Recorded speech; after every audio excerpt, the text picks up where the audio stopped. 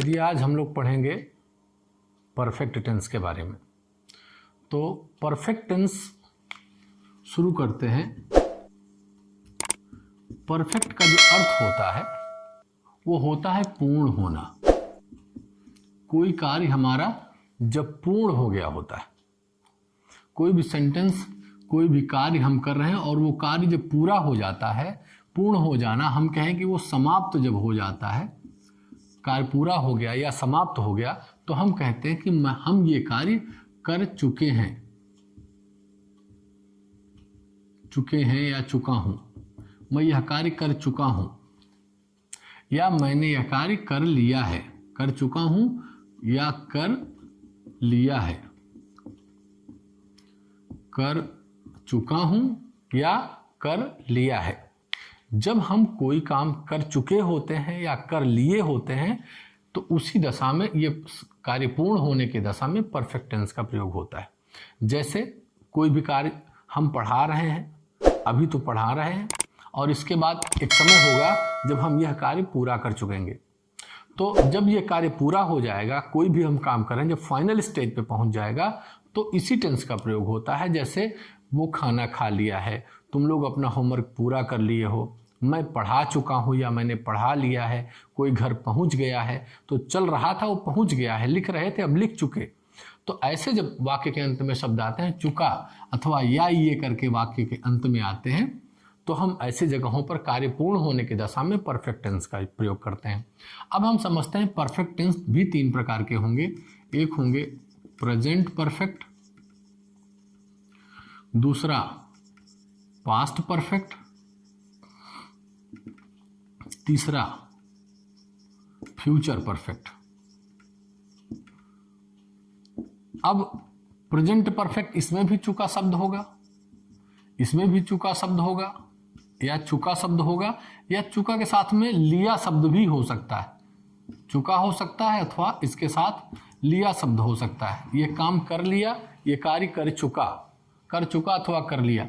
अब ये अलग बात है, प्रेजेंट शब्द इसके साथ लगता है तो है शब्द लग जाएगा, पास्ट शब्द लगेगा तो था शब्द लग जाएगा, और फ्यूचर शब्द लगेगा तो इसके साथ में होगा शब्द लग जाएगा।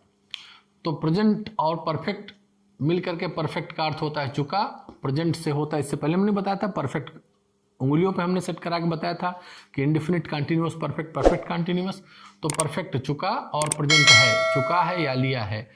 पास्ट में चुका था या लिया था, फ्यूचर परफेक्ट में चुका होगा या लिया होगा शब्द आता है। अब ये बात आती है कि इसकी हेल्पिंग वर्ब क्या होती है और मेन वर्ब का प्रयोग कैसे करते हैं। चूंकि हमने इससे पहले भी बताया था कि जब हम टेंस को पढ़ते हैं तो उसमें दो चीज़ों को बहुत महत्वपूर्ण तरीके से हम देखते हैं। एक सबसे इंपॉर्टेंट होता है कि उसका हेल्पिंग वर्ब क्या होगा, और दूसरा इसके बाद इंपॉर्टेंट होता है उसका मेन वर्ब क्या होगा। तो हेल्पिंग वर्ब हम इसका देखते हैं, प्रेजेंट परफेक्ट का होगा हैज और हैव का प्रयोग होगा, और पास्ट परफेक्ट का होगा हैड का प्रयोग, और फ्यूचर परफेक्ट की सक्रिया होती है विल हैव और शैल हैव।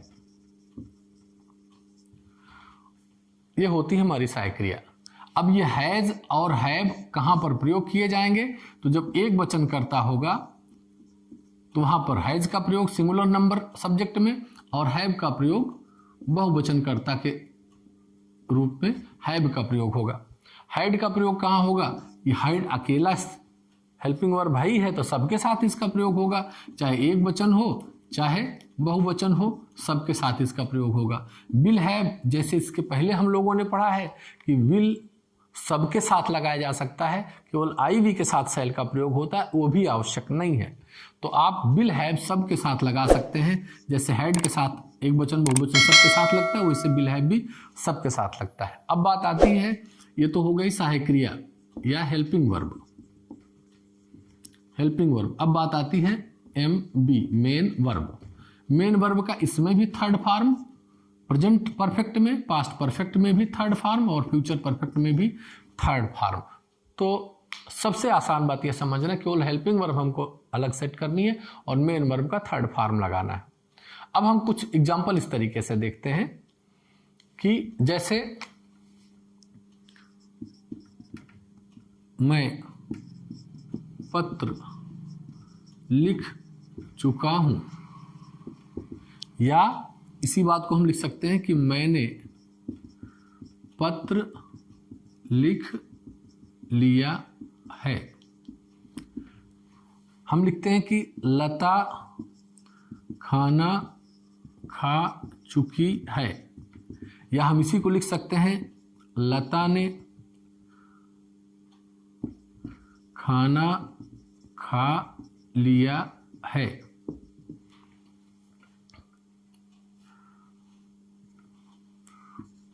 तुम अपना काम पूरा कर चुके हो, अथवा तुमने अपना काम पूरा कर लिया है। इस तरीके से देखते हैं वाक्य को कि चुका हूं अथवा लिया है, ऐसे शब्द आते हैं कि मैं पत्र लिख चुका हूं या मैंने पत्र लिख लिया है। लता खाना खा चुकी है अथवा लता ने खाना खा लिया है। तो लिया है, चुकी है, लिया है, इसमें भी लिया है, चुका हूं। तो अपना काम पूरा कर चुके हो या तुमने अपना काम पूरा कर लिया है। तो हम वाक्य को पढ़कर भी देखते हैं और उसका सेंस भी बता रहा है कि कार्य समाप्त हो चुका है, कार्य पूर्ण हो चुका है। तो कार्य पूर्ण होने की दशा में परफेक्ट टेंस का प्रयोग होता है, समाप्त होने की दशा में परफेक्ट टेंस का प्रयोग होता है। तो अब देखते हैं इसका ट्रांसलेशन, हम लोग देखते हैं कैसे बनता है। तो इसकी शुरुआत जैसे मैं पत्र लिख चुका हूं, हमें पता चल गया वाक्य का अंतिम शब्द बता रहा है हूं, है, हो, ऐसे बताता है, हम जान लेते हैं कि प्रेजेंट है। और इसके बाद देखते हैं कि चुका शब्द बता रहा है अथवा लिया शब्द बताएगा।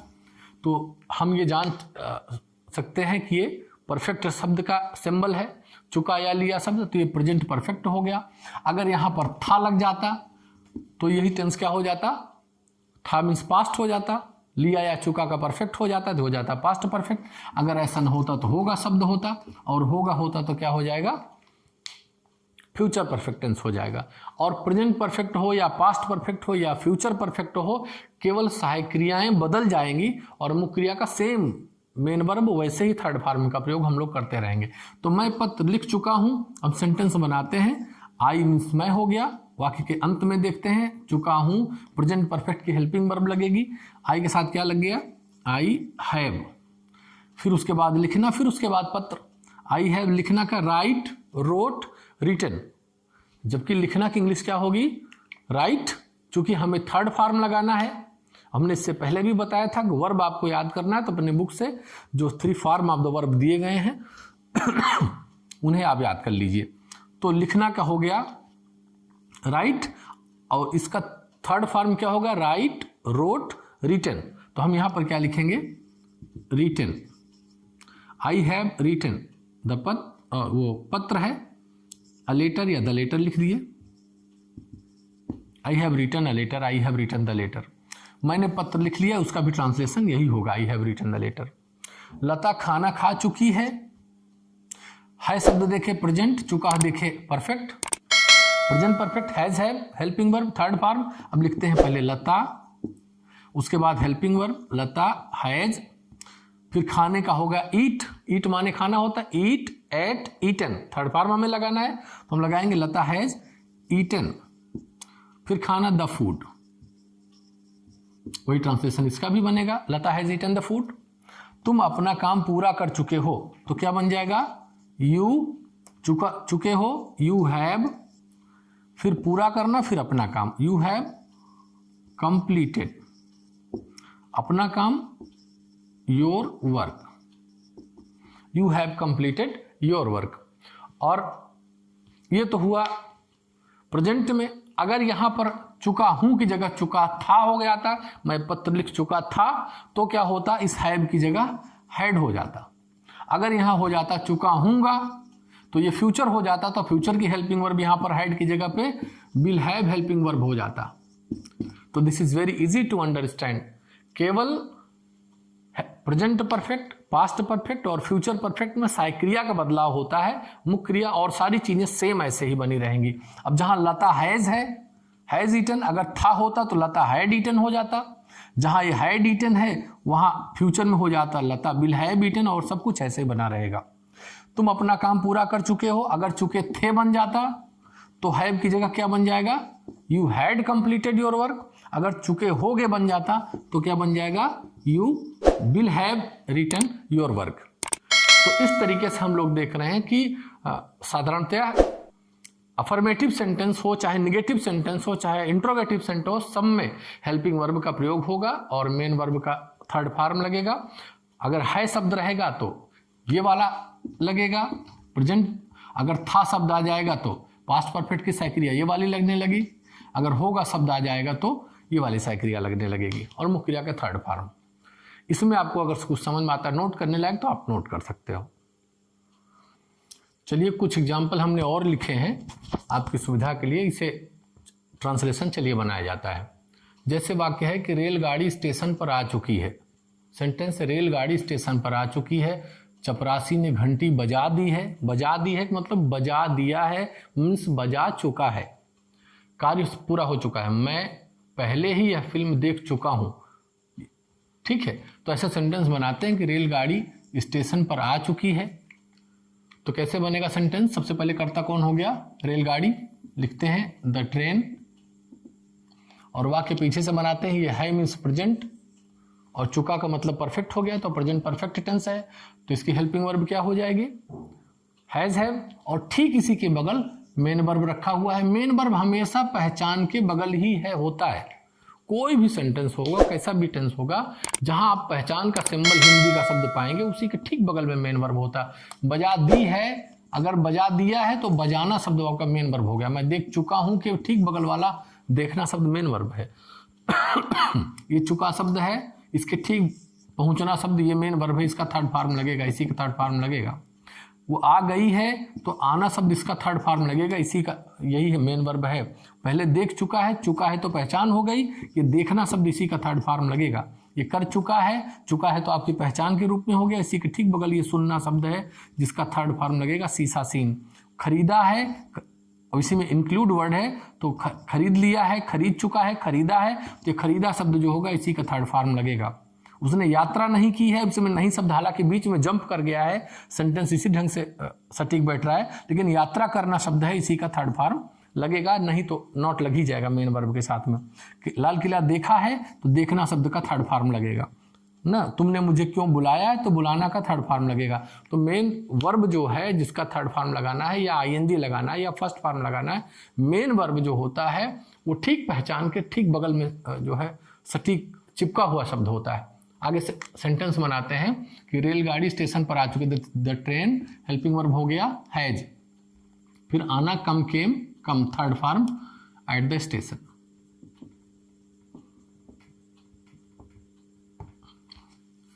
चपरासी ने घंटी बजा दी है। सेंटेंस है चपरासी ने घंटी बजा दी है, तो ये प्रेजेंट परफेक्ट टेंस हो गया। पहले क्या लिखेंगे? The peon. हेल्पिंग वर्ब हो गया हैज, द प्यून हैज। बजाना का रिंग होता है, अब रिंग का थर्ड फॉर्म क्या होगा? रिंग, रैंग, रंग। हैज रंग द बेल। नेक्स्ट, मैं पहले ही यह फिल्म देख चुका हूं।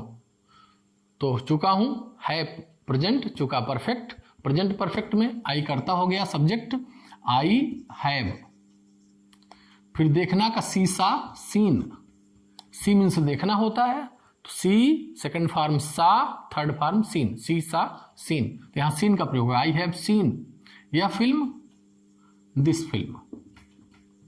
I have seen this film पहले ही, ऑलरेडी, या I have already seen this film, I have seen this film. Before भी लिख सकते हैं, यहां बिफोर भी लिख सकते हैं और ऑलरेडी शब्द भी लिख सकते हैं, बीच में भी बाद में भी, कैसे भी, ऑलरेडी। सभी बच्चे घर पहुंच चुके हैं, तो सभी बच्चे घर, ऑल द बॉयज, बॉयज या स्टूडेंट्स लिख देते हैं। ऑल द बॉयज या ऑल द चिल्ड्रन पहुंच चुके हैं, हैज हैव बहुवचन में है इसलिए हैव। पहुंचना रीच्ड, घर हूं। बस वापस आ गई है, देखते हैं बस वापस आ गई है या है, मतलब प्रेजेंट परफेक्ट हो गया, तो present perfect helping verb has have, तो क्या द बस हैज। वापस आना रिटर्न होता है शब्द, रिटर्न, रिटर्न, रिटर्न, तो यहां पर क्या हो जाएगा? रिटर्न्ड। बैक चाहे तो आप लगा दें, रिटर्न बैक, उसे रिटर्न माने ही वापस आ जाना हो जाता है। अब यहां पर यही बात है कि अब यहां पर ये था शब्द लग जाएगा तो यहां हैज की जगह हैड लग जाएगा। अब यही होगा शब्द लग जाएगा कि वापस आ गई होगी तो यहां हैड की जगह विल हैव लग जाएगा और कोई अंतर नहीं आएगा।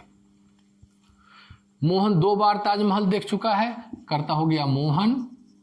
वाक्य पीछे चलते हैं, देख चुका है हैज, फिर देखना शीशा सीन, द ताज या द ताजमहल 2 बार 2 टाइम्स, 2 बार देख चुका है। मैं यह खबर पहले ही सुन चुका हूं तो क्या बन जाएगा, आई के साथ हैव, फिर सुनना का लिसन, लिसनड या here, heard, heard, I have heard, पहले ही का आप चाहें तो ऑलरेडी भी लगा सकते हैं, I have already heard, sorry heard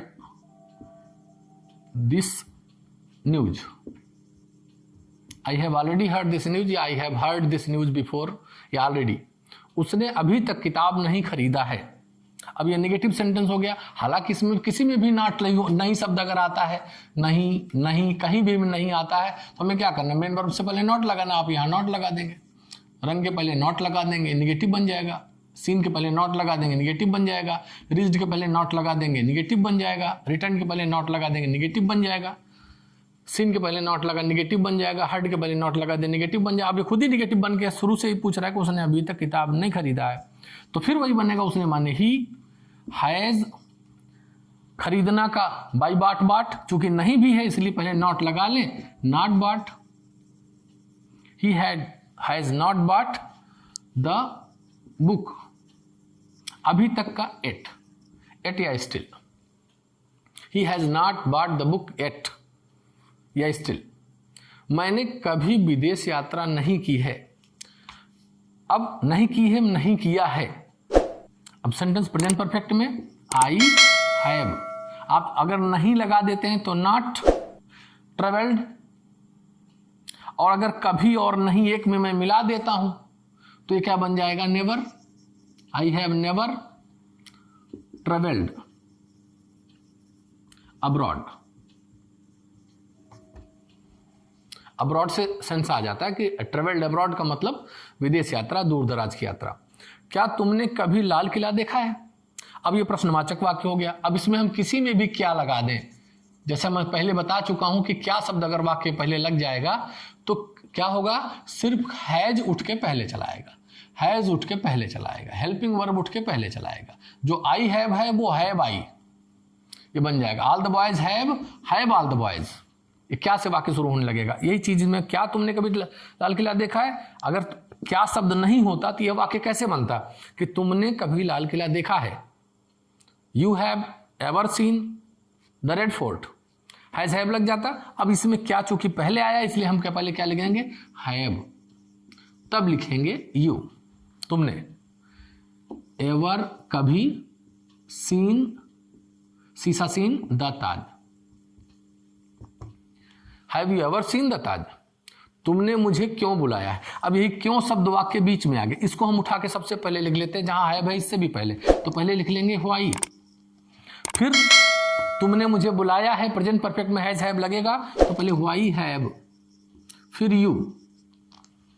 तुमने मुझे क्यों बुलाया, व्हाई हैव यू, हमें पहले प्रश्नवाचक शब्द हो जाएगा, फिर हेल्पिंग वर्ब, तब सब्जेक्ट होगा। अब main verb, called me, why have you called me. या और ये भी देखते हैं, जो क्या अगर वाक्य पहले नहीं आता तो कोई प्रश्नवाचक शब्द बीच में आएगा, क्या, क्यों, कैसे, कहाँ, कितने, तो वो शब्द जब हेल्पिंग वर्ब उठा के पहले करेंगे, उससे भी पहले क्या, क्यों, कैसे, कहाँ शब्द की इंग्लिश हम रखते चले जाएंगे, फटाफट हमारा ट्रांसलेशन इंट्रोगेटिव भी बनता चला जाएगा। ठीक, तो इसमें अगर आप कुछ नोट करना चाहें तो नोट करें।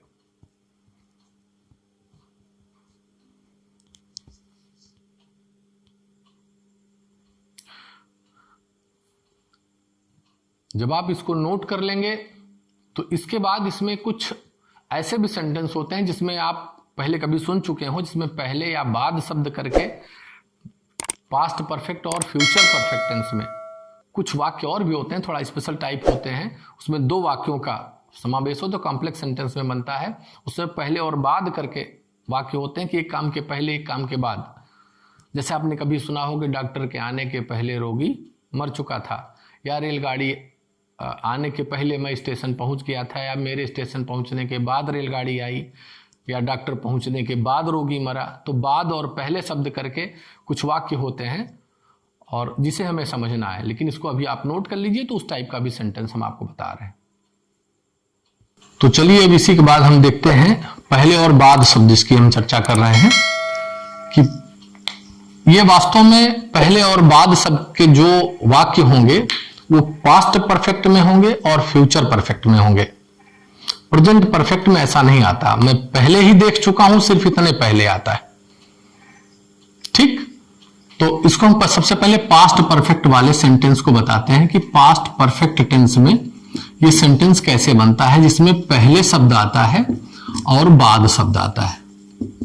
वाक्य देखेंगे, पहले और बाद के कुछ वाक्य मैं लिखता हूं। जैसे हम लोग पॉपुलर शब्द वाक्य हम लोग सुने होते हैं कि डॉक्टर के आने के पहले रोगी मर चुका था, या मेरे स्टेशन पहुंचने के पहले रेलगाड़ी जा चुकी थी, अथवा पुलिस के पहुंचने से पहले चोर भाग चुके थे। तो इन वाक्यों को हम देखते हैं कि पहले भी ऐसा हो सकता है, अथवा इसी वाक्य को हम लिख सकते हैं कि डॉक्टर के आने के बाद, सेम इसी जगह पे जैसे पहले लिखते हैं उससे बाद। अब इसी वाक्य को थोड़ा सा बोलेंगे कैसे, रोगी मरा, डॉक्टर के आने के बाद रोगी मरा, या डॉक्टर के आने के पहले रोगी मर चुका था, या डॉक्टर आने के बाद रोगी मरा। हालांकि अगर बाद शब्द हुआ तो इसका मतलब पहले डॉक्टर आ चुका है तब जाकर रोगी मरा, और इस वाक्य में कह रहा है कि पहले रोगी मरा है फिर डॉक्टर आया है। रोगी मर चुका था, इसके पहले डॉक्टर आने के पहले ही रोगी मर चुका था। तो मेरे स्टेशन पहुंचने के पहले जहां पर लिखा हुआ है वहां के बाद शब्द भी हो सकता है। तो मेरे स्टेशन पहुंचने के बाद रेलगाड़ी जा चुकी थी, हम इसको कहेंगे रेलगाड़ी गई, रेलगाड़ी गई, ऐसे वाक्य बनेगा बाद लगने के बाद। मेरे स्टेशन पहुंचने के बाद रेलगाड़ी गई। इस वाक्य में अगर हम बाद लगाते हैं तो कैसे बनेगा कि पुलिस के पहुंचने के बाद चोर भागे। तो जैसा कि हमने इसके पहले लिखा कि पहले और बाद दो शब्द होंगे, इन्हीं शब्दों को हम पकड़ेंगे कि वाक्य में पहले या बाद शब्द लगे हुए हैं। एक वाक्य बना रहे कि मर चुका था, चुका था वर्ड आ गया, एकदम क्लियर से हम देख पाते हैं।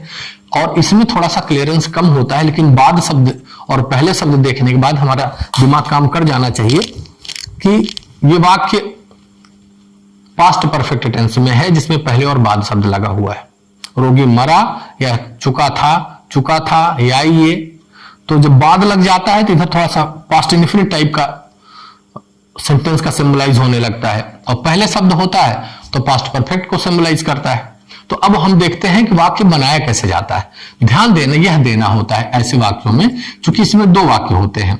एक तो यह सेंटेंस हुआ इधर का, एक सेंटेंस होता है ये वाला। एक के पहले और के बाद तो ये हो गया, मान लो हम इसको के शब्द लगा के इंक्लूड कर देते हैं, के पहले और के बाद ऐसे शब्द आता है, इसके पहले इसके बाद। तो के पहले बाद इधर वाला एक वाक्य, अब के पहले के बाद के देखिए इधर दूसरा वाक्य, इधर दूसरा वाक्य, इससे पहले इसके बाद के इधर दूसरा वाक्य, इधर दूसरा वाक्य। तो दो सेंटेंस इसमें होते हैं। सबसे सिंपल होता है थोड़ा सा समझ लेने के बाद, खास तौर से, नहीं तो कुछ न कुछ कठिनाई इसमें दिखाई देती रहती है लोगों को। तो चलिए देखते हैं वाक्य में अगर पहले शब्द आया है तो इधर के राइट हैंड साइड वाक्य, एक को आप दिमाग में रखना है जो मैं बता रहा हूं, पहले वाक्य आएगा तो इधर का वाक्य पास्ट परफेक्ट टेंस में बनेगा, पास्ट परफेक्ट में, और लेफ्ट साइड वाला वाक्य पास्ट इंडेफिनिट में बनेगा। ऐसे वाक्य प्रायः लोग नहीं बना पाते, इसलिए थोड़ा सा आपको ध्यान से समझने की जरूरत है कि जब पहले शब्द होगा तो पास्ट परफेक्ट इधर बनेगा, पास्ट इंडेफिनिट इधर बनेगा। जब ये बाद शब्द लग जाएगा तो यही क्रम इधर का उधर हो जाएगा, पास्ट इंडेफिनिट यहां वाला यहां होगा, पास्ट परफेक्ट यहां वाला है, तो बाद में क्या होगा, ये पास्ट इंडेफिनिट वाला यहां बनेगा और इधर वाला क्या बनेगा, पास्ट परफेक्ट टेंस में। बाद लग जाने से पास्ट परफेक्ट हो गया। इस तरीके से ऐसे हम अंडर बॉक्स अपनी कॉपी में कर लेंगे। तो ध्यान देने की बात है कि पहले शब्द लगेगा तो राइट हैंड साइड वाला ऐसे सेंटेंस हमारे दोनों हाथ होंगे, लिखते समय दाहिनी तरफ ये बनेगा, बाईं तरफ ये बनेगा। एक याद करना है, ध्यान रहे कि दोनों मत याद करिएगा, चाहे बाद याद कर लीजिए चाहे पहले याद कर लीजिए कि पहले शब्द आएगा तो दाहिनी तरफ वाला पास्ट परफेक्ट में बनेगा और बाईं तरफ वाला वाक्य पास्ट इंडेफिनिट में बनेगा। तो जब ये बाद आएगा तो ये दिमाग में सेट रखना है, जब बाद में आएगा तो ये क्रम बदल जाएगा, पास्ट इंडेफिनिट वाला इधर बनेगा, पास्ट परफेक्ट वाला इधर बनेगा। तो ये समझने की बात होगी। तो पहले और बाद वाले वाक्यों में सबसे पहले पहले वाले वाक्य को मैं ऊपर ट्रांसलेशन लिखता हूं, फिर बाद लगा करके नीचे ट्रांसलेशन लिखता हूं। तो पहले वाले वाक्य के अनुसार देखें, डॉक्टर आने के पहले रोगी मर चुका था, तो हम देख रहे हैं कि पहले शब्द जब होता है इधर वाला वाक्य यानी ये वाला वाक्य पास्ट परफेक्ट में, तो इधर वाला वाक्य पास्ट परफेक्ट में बनता है, और पहले के इधर वाला वाक्य बाईं तरफ वाला ये पास्ट इंडेफिनिट में बनता है, क्योंकि पहले शब्द की लाइन में यही है, पहले वाली लाइन वाला हम ये देख रहे हैं। ठीक है, तो अब हम इधर को अगर पास्ट परफेक्ट वाले वाक्य में बनाएं, इसको पास्ट इंडेफिनिट में बनाएंगे, ये कंफर्म हुआ। लेकिन लिखते समय हमेशा याद रखना है इसी वाले वाक्य को सबसे पहले ट्रांसलेशन यहीं से शुरू करना है, सबसे पहले चाहे ये हो चाहे ये हो, तब भी इसमें यही करेंगे कि दाहिनी तरफ वाले वाक्य का ट्रांसलेशन पहले बनाएंगे, फिर पहले और बाद की इंग्लिश लिखेंगे बीच में, फिर इधर वाले वाक्य को इधर लिखेंगे, बने चाहे जिस टेंस में बन रहा हो। तो वैसे भी हम जानते हैं कि दाहिनी तरफ से बाईं तरफ की ओर हम लोग ट्रांसलेशन बनाते हैं, ट्रांसलेशन हम लोग दाईं तरफ से राइट हैंड साइड से लेफ्ट हैंड साइड की तरफ बनाते हैं। तो हम ध्यान देने की बात होगी कि दाहिने वाला वाक्य पहले लिखा जाएगा, पहले दाहिनी तरफ वाला लिखा जाएगा फिर बाईं तरफ वाला, क्योंकि ट्रांसलेशन ऐसा मैंने आपको बताया। तो पहले पास्ट परफेक्ट में बनाएंगे, या बाद आ जाएगा तो पास्ट इंडेफिनिट वाला पहले बनाएंगे, लेकिन पहले इधर ही वाला वाक्य लिखेंगे। तो हम पहले शब्द को लिखेंगे तो रोगी मर चुका था, ध्यान दीजिए फिर से मैं आपको बता रहा हूं कि पहले शब्द लगा हुआ है और हम जानते हैं कि चुका था पास्ट परफेक्ट में पहले शब्द जब आ रहा है तो पास्ट परफेक्ट दाहिनी तरफ वाला वाक्य बनेगा, पास्ट इंडेफिनिट बाईं तरफ वाला। तो पास्ट परफेक्ट बनेगा तो क्या होगा, इसमें हेड लगेगा क्योंकि पास्ट परफेक्ट बना है, और मर चुका था थर्ड फॉर्म लगेगा, ये होता है पास्ट परफेक्ट में हेल्पिंग वर्ब मेन वर्ब, इसी से टेंस पहचाना जाएगा। और पास्ट इंडेफिनिट में क्या होगा, सेकंड फॉर्म लग जाएगा। अगर ये पास्ट इंडेफिनिट में बनेगा तो सेकंड फॉर्म लग जाएगा, क्योंकि साधारण वाक्य इधर बन रहा है। अगर नेगेटिव इंटरोगेटिव टाइप का सेंटेंस होता तो यहाँ डिड नॉट लग जाता है या सेकंड फर्स्ट फॉर्म लग जाता है सेकंड फॉर्म की जगह पे। तो अब हम इसको बनाने चल रहे हैं। तो सबसे पहले इधर का ही वाक्य बनाने से पहले बनेगा रोगी मर चुका था, इसका ट्रांसलेशन सबसे पहले हमें बनाना। छोटा सा वाक्य दिमाग में इमेजिन करिए कि पहले बनाना कि रोगी मर चुका था, तो पहले हम लिखेंगे रोगी द पेशेंट, पेशेंट चुका था हेड लग गया, द पेशेंट हैड, फिर मरना थर्ड फॉर्म, डाई मीन्स मरना होता है, डाई डाइड डाइड, तो हम क्या लिखेंगे द पेशेंट हैड डाइड। फिर अब लिखेंगे क्या, पहले शब्द, पहले की इंग्लिश क्या होगी, बिफोर, यहां भी हम लिख दें पहले का होगा बिफोर और बाद का होगा आफ्टर। तो यहां हमने लिख दिया पहले की इंग्लिश बिफोर। और फिर डॉक्टर आना, दो शब्द है, डॉक्टर के आना, इस हमारे पास दो ही शब्द हैं, डॉक्टर और आना, इसी में शब्द में हम पास्ट इंडेफिनिट बनाएंगे तो बनेगा बिफोर द डॉक्टर, और आने को हम इसको चूंकि सेकंड फॉर्म लगाएंगे, बिफोर द डॉक्टर क्या हो गया, केम। अब ये पूरा ट्रांसलेशन बना, the patient had died before the doctor केम। ठीक, इसी को हम बाद लगा करके बनाने चल रहे हैं।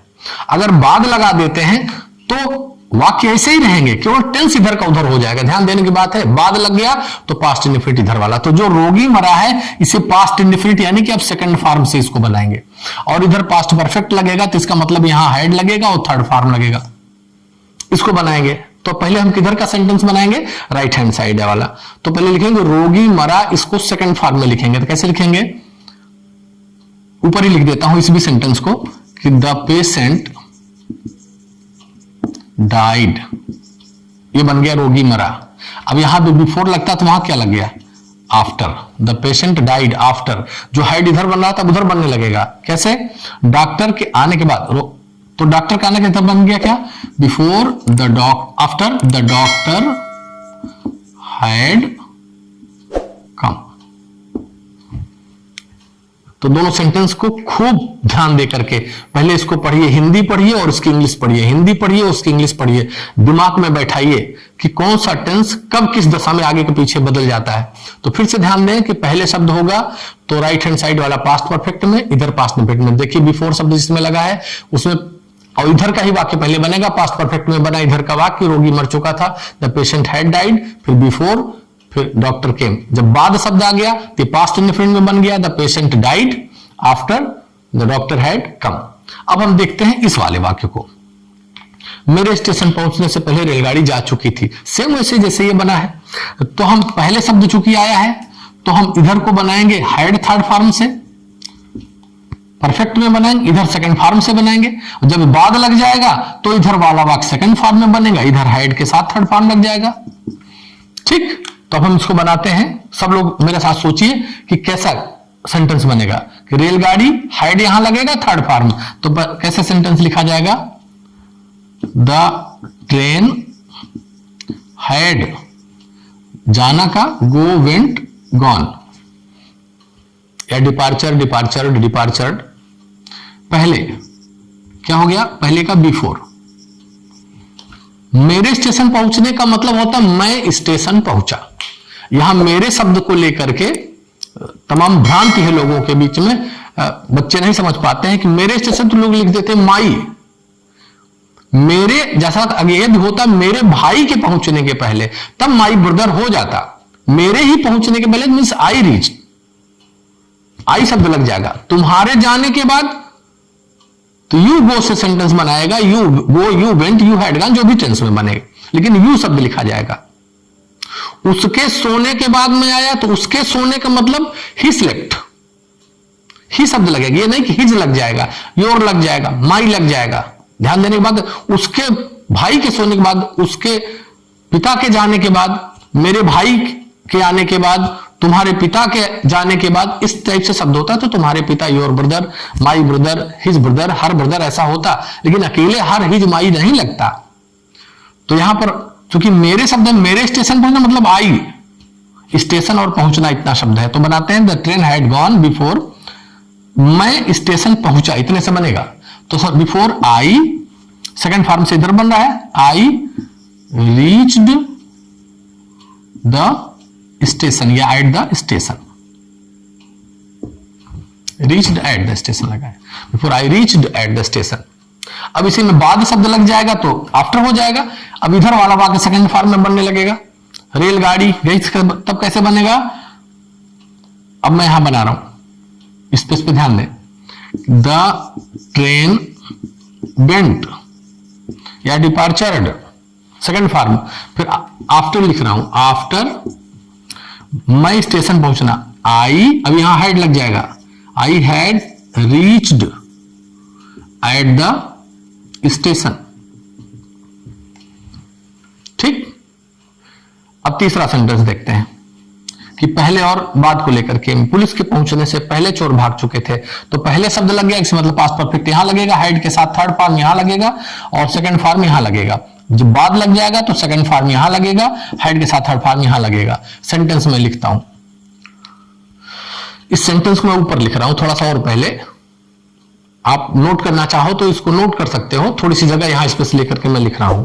सेंटेंस देखिए, पुलिस के पहुंचने से पहले तो चोर भाग चुके थे, पहले मैं लिखता हूं द थीफ, पहले दाहिनी तरफ का सेंटेंस लिखा जाएगा, भाग चुके थे, हैड लग जाएगा, भागना की अंग्रेजी होती है रन अवे, रन रैन रन, थर्ड फॉर्म भी रन हो जाएगा, तो रन अवे,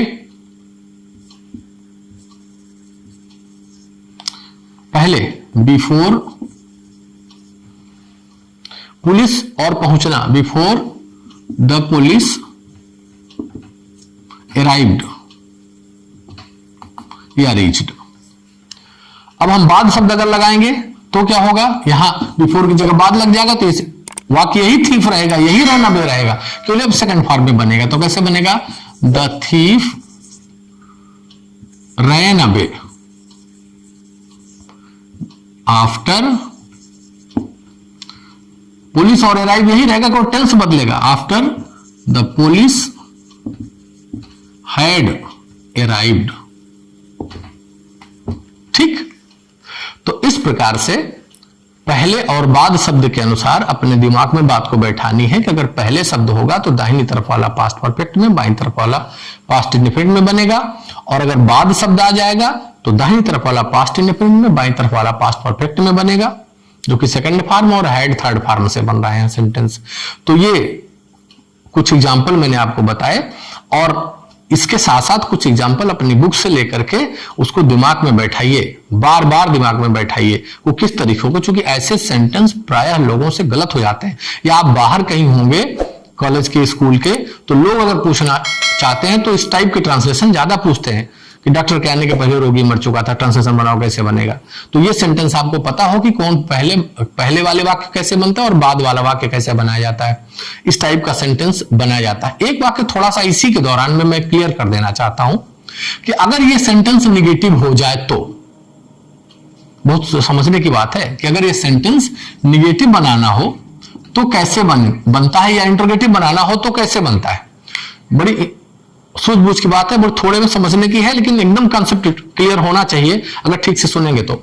जब भी वाक्य निगेटिव बनेगा हमेशा दाहिने वाला वाक्य ही निगेटिव बनाया जाता है, इसी में नॉट लगेगा। हमेशा ध्यान देने की बात है, बहुत सूझबूझ के समझिएगा। वाक्य दाहिने वाला ही प्रश्नवाचक बनता है, दाहिना वाला वाक्य ही हमारा नकारात्मक बनता है। निगेटिव और इंटरोगेटिव हमेशा राइट हैंड साइड का सेंटेंस बनता है। इधर वाले वाक्य जो होते हैं उनको हम निगेटिव इंटरोगेटिव में नहीं बनाते। तो अगर हमें नॉट लगाना है तो इधर वाले वाक्य जो बाद पहले मत, यानी कि जो इंग्लिश में पहले इधर लिखा जाएगा वही वाला इंट्रोगेटिव बनेगा, वही वाला निगेटिव बनेगा। बाद वाला इंट्रोगेटिव निगेटिव नहीं बनाया जाता। जो राइट हैंड साइड वाले वाक्य में हम लिखेंगे पहले और बाद के पहले जो हम सेंटेंस इंग्लिश में लिखेंगे द थीफ हैड, तो यहां नॉट लग जाएगा, नॉट रन अवे। या द थीफ रन अवे को बन जाएगा, निगेटिव बनाएंगे तो डिड नॉट फर्स्ट फॉर्म में रन अवे, इसी में बनेगा निगेटिव। अगर डॉक्टर के आने के पहले और बाद में रोगी नहीं मरा था या रोगी नहीं मर चुका था, सेंटेंस बनेगा तो हैड नॉट दैट, सॉरी इसमें तो हम लिख चुके हैं आगे कि यहां बजाय the patient had not died before the doctor came, ऐसे ही बनेगा। अब बाद वाले में the patient did not die after the doctor had come. Negative हमेशा इसी में बनेगा, इंट्रोगेटिव इसी में बनेगा, हैड द डॉक्टर कम या डिड द डॉक्टर कम या डिड द पेशेंट डाई। जो बनना है इसी वाले वाक्य में निगेटिव बनेगा, इसी वाले वाक्य में इंट्रोगेटिव बनेगा। इस कार्य को अच्छे से अभ्यास करने के लिए टीचर की हेल्प लें आप, ठीक है, और अपने कॉपी और बुक उसके कुछ एग्जांपल्स भी पढ़ करके और कुछ एक्सरसाइज करके। तो जितने भी सेंटेंस निगेटिव जाएंगे वो राइट हैंड साइड वाले वाक्य जाएंगे इंग्लिश में, ठीक है। और इंट्रोगेटिव सेंटेंस भी इधर से ही लिखे जाएंगे कि क्या ऐसा हुआ था। तो चूंकि दो सेंटेंस है और वो दोनों अलग अलग टेंस में है, तो ये नहीं है कि केवल परफेक्ट वाला बनेगा, केवल पास्ट डिफिट वाला बनेगा, ऐसा नहीं समझना है। हमें समझना पहले पहले बाद वाला इधर वाला वाक्य, अगर वाक्य में क्या भी आया है, वाक्य में क्या डॉक्टर के आने के पहले रोगी मरा, क्या डॉक्टर के आने के बाद रोगी मरा, तो ये क्या शब्द कहां लगेगा, ये इसी वाले वाक्य में लगेगा। दाहिनी तरफ वाले वाक्य को ही हम निगेटिव बनाएंगे या इंट्रोगेटिव बनाएंगे, इसी को हेड पहले लगा करके बनाएंगे। ये वाला वाक्य साधारण तौर से हमेशा लिखा जाएगा। जब जब बाईं तरफ वाला वाक्य लिखेंगे साधारण ढंग से लिखेंगे, उसमें निगेटिव इंट्रोगेटिव का प्रयोग नहीं करेंगे, ठीक। तो इसमें जो नोट करना हो आप नोट कर लीजिए, फिर मैं आपको फ्यूचर परफेक्ट टेंस के बारे में बताता हूं।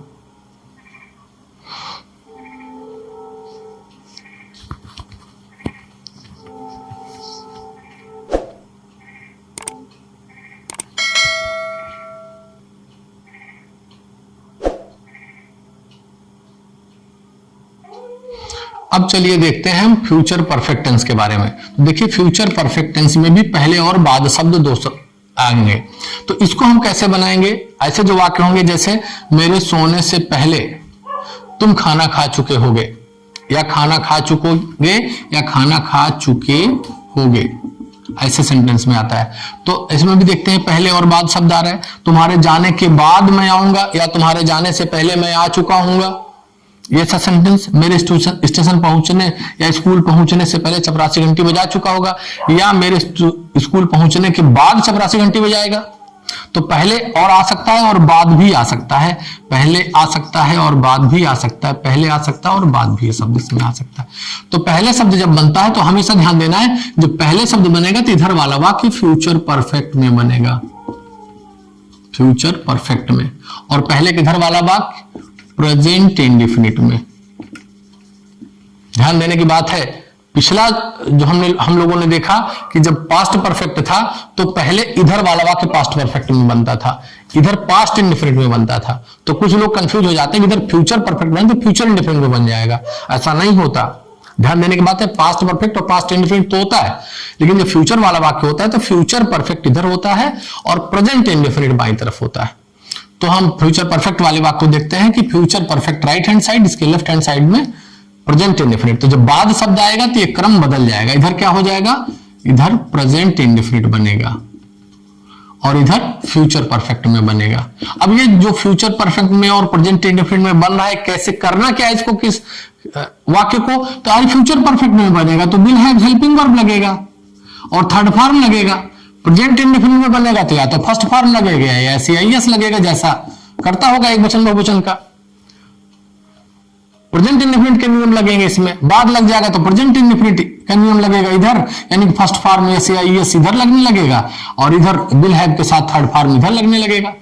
यही तरह से बात को हमें समझना है। तो चलिए अब वाक्य ट्रांसलेशन बनाते हैं कि मेरे सोने से पहले तुम खाना खा चुकोगे या खाना खा चुके होगे। तो पहले वाले वाक्य में बनाते हैं, इधर फ्यूचर परफेक्ट ये वाला वाक्य बनेगा, इसके पहले के दाईं तरफ वाला वाक्य फ्यूचर परफेक्ट में है, तो इसका मतलब विल हैव थर्ड फॉर्म यहां लगेगा, ये विल हैव लगेगा, इसका थर्ड फॉर्म लगेगा। तो तुम खाना खा चुके हो, पहले छोटा सा एक सेंटेंस हम बना ले।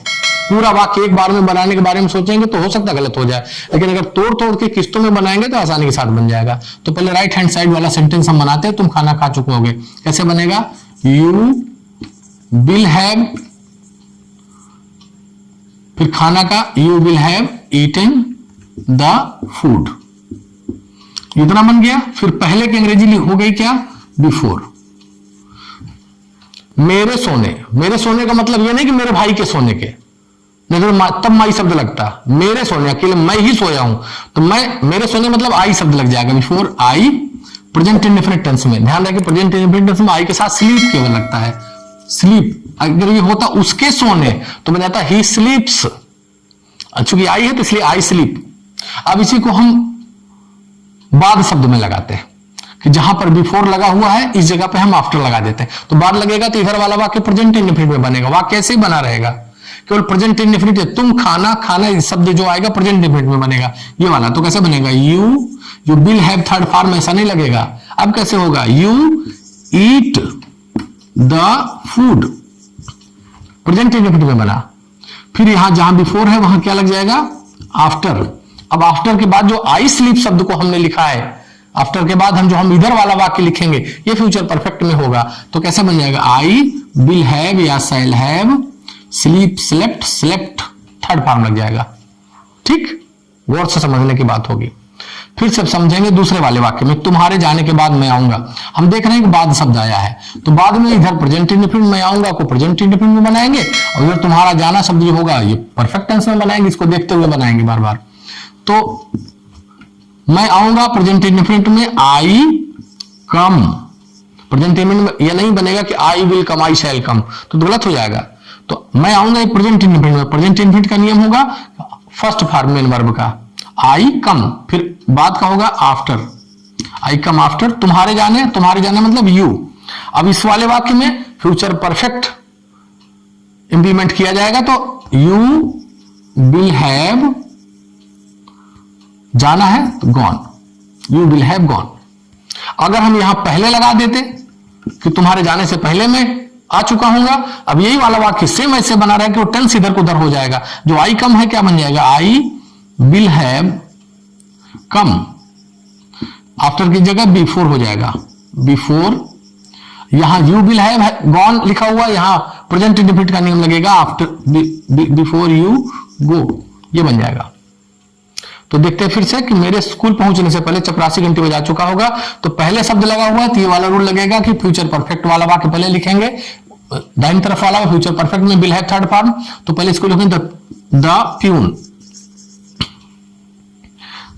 अब उस हेल्पिंग वर्ब लगेगा बिल है, बजाना रिंग रंग रंग थर्ड फॉर्म रंग द बिल। इतना हो गया, इधर वाला सेंटेंस बन गया। अब हम पहले लिखें, पहले की इंग्लिश क्या होगी, बिफोर। बिफोर मैं स्कूल पहुंचना, 3 शब्द है, इसको हम प्रेजेंट इंडेफिनिट टेंस में बनाएंगे। जैसा देख रहे हैं पहले के पहले प्रेजेंट इंडेफिनिट टेंस, तो before I reach the school. ठीक, अगर हम इसको बाद शब्द लगा दें तो जो सेंटेंस ऐसे लिखे गए यही सब कुछ बने रहेंगे बाद में भी, बस फर्क सिर्फ इतना है जहां ये बिल है वहां प्रेजेंट इंडेफिनिट का रूल हो जाएगा, जहां प्रेजेंट इंडेफिनिट का रूल है वहां बिल है लग जाएगा। तो फिर से इसको बाद शब्द लगा के बनाते हैं, कैसे बनेगा, चपरासी घंटी, तब वाक्य पढ़ा कैसे जाएगा, मेरे स्कूल पहुंचने के बाद चपरासी घंटी बजाएगा, सेंटेंस ऐसे बनेगा। तो पहले बाद वाले को हम कैसे बनाएंगे, इधर प्रेजेंट इंडेफिनिट में बनेगा, तो जो वाक्य हमने बिल है में लिखा वो प्रेजेंट इंडेफिनिट में बनने लगेगा। तो कैसे बनेगा, the peon rings, present indefinite में ऐसे एक वचन करता प्यून है, peon rings the bell. Before की जगह आफ्टर, यहां आई रीच है वहां बन जाएगा I will have reached the school. ठीक, और इसी प्रकार से हम इसका नेगेटिव भी अगर समझेंगे तो हम ऐसे ही समझेंगे कि नॉट हमेशा दाहिनी तरफ वाले वाक्य में ही नॉट लिखा जाएगा। इंट्रोगेटिव का जो प्रश्न बनेगा, व्हाई व्हाट जो भी लिखा जाएगा ये सब इधर ही लिखा जाएगा इसी वाले वाक्य में। अर्थात इंग्लिश में जो वाक्य हम लेफ्ट में लिखेंगे, हिंदी वाला वाक्य जो दाहिनी तरफ वाला होता है उसी में प्रश्नवाचक, उसी में नकारात्मक होता है, और जो वाक्य हम इंग्लिश में लिखते हैं बाईं तरफ सबसे शुरू में उसी में निगेटिव, उसी में इंट्रोगेटिव होगा। तो जो इधर लिखेगा इसमें आप चाहे तो निगेटिव और इंट्रोगेटिव भी बना लें। और पुनः इसकी एक्सरसाइज आप अपने बुक से, अपनी किताब से और जहां से भी आपको प्राप्त हो सके कुछ वाक्य अपने मन से बना करके टीचर की हेल्प लेकर के बनाइए, और उसकी अधिक से अधिक जितना एक्सरसाइज करेंगे उतना ही दिमाग में ये सेट होगा। ठीक, तो इसको नोट कर लीजिए।